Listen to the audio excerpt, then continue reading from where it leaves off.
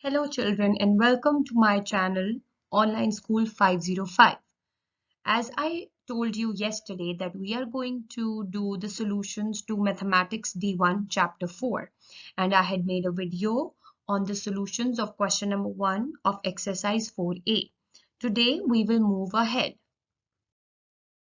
Chapter number 4 is all about algebra. The topic of this chapter is basic algebra and algebraic manipulations. This is exercise 4A.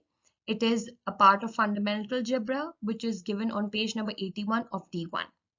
I've also pasted a picture of question number 2 that we are going to do today, and I will be showing you step-by-step solution to this algebraic equations. So let's move on towards the solutions. This is basic level question number 2 given on page number 90 of your D1 books. Let's start with question number 2.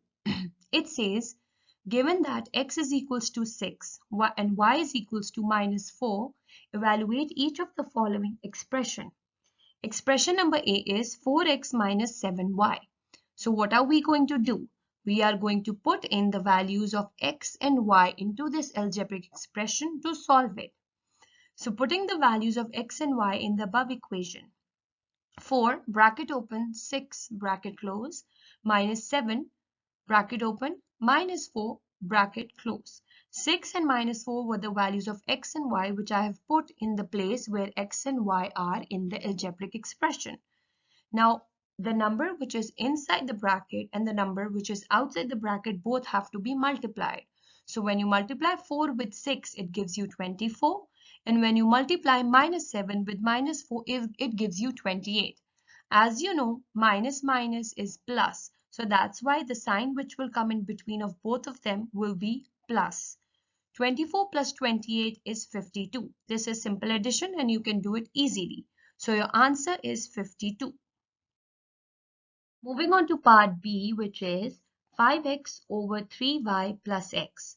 Again, we are going to put the values of x, which is 6, and y, which is minus 4, into these algebraic expressions.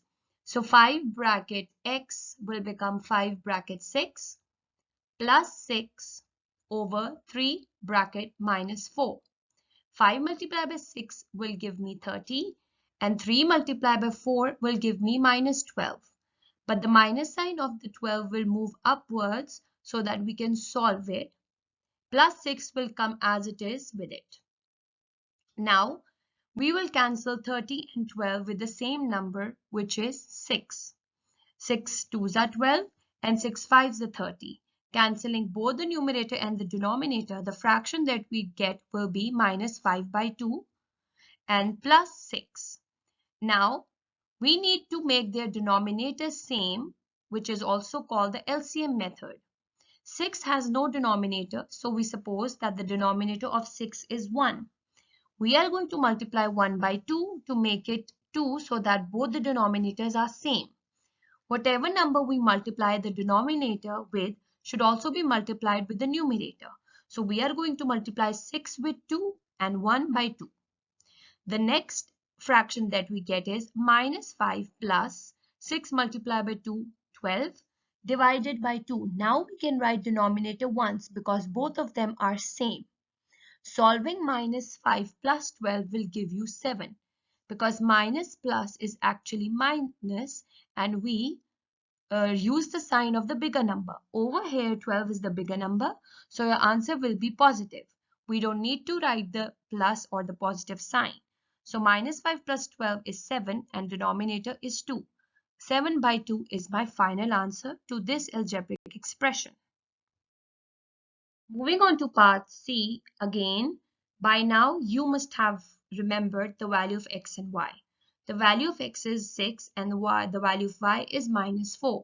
So putting the value into 2x square minus y cube, it will be 2 bracket 6 bracket close square minus bracket open minus 4 bracket close raised to power 3.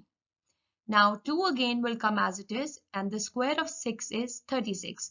Remember not to multiply 6 with 2 because 2 over here is the power of 6, which means 6 into 6 is 36 minus bracket The cube of 4 is 64, which means 4 into 4 into 4 is 64. And whenever your power is an odd number, the minus remains minus. So the sign of minus will come with 64 as well. Now in the next step, we will multiply 2 with 36, which gives us 72. And then minus minus becomes plus. So the next number will be plus 64. 72 plus 64 will give me 136. And my final answer to this algebraic expression is 136. Part D is a bit lengthy, so all of you listen to it very carefully. Part D is 3x plus x over y minus y squared. Over here, we just have y as the denominator of x, not of all the numbers. Now 3 multiplied by the value of x, which is 6, plus the value of x again, which is 6, minus the value of y, which is minus 4. And it also has a square, which means raised to power 2. And over here, 6 is just being divided by minus 4.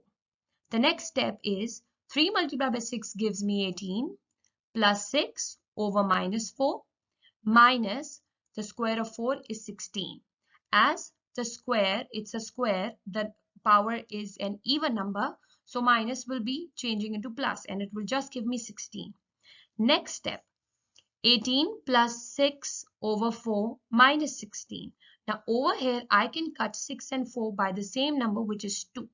So 2 2s are 4 and 2 3s are 6 will be the numbers in which 6 by 4 will be cut. Now, minus 4 will change the value of the above plus into negative. So the value will become 18 minus 3 by 2 minus 16. Now we cannot solve this because we do not have the denominators of 18 and 16. And to subtract or add them, we need their denominators to be same. So now we are going to suppose that 18 and 16 have a denominator of 1 and we are going to make those denominators same by multiplying both those 1 with 2. So 1 multiplied by 2 and same 18 will also be multiplied by 2. 1 multiplied by 2 and 16 will also be multiplied by 2. Now 18 multiplied by 2 gives me 36 minus 3 minus 16 multiplied by 2 gives me 32 over 2. Now we can write divided by 2 once for all of the 3 numbers because we have used the LCM method. 36 minus 35 will be the next numbers you'll get because minus 3 minus 2 is minus 35 and 36 minus 35 is 1 and denominator is 2. So 1 by 2 is the final answer to this algebraic expression. Our exercise 4A question number 2 has ended now. I hope all of you understood it really very well. And all math lovers, you have to subscribe, like and share my channel and stay tuned for more maths videos. I want all of you to practice this exercise at home and give me a feedback that you understood it or not. Thank you so much.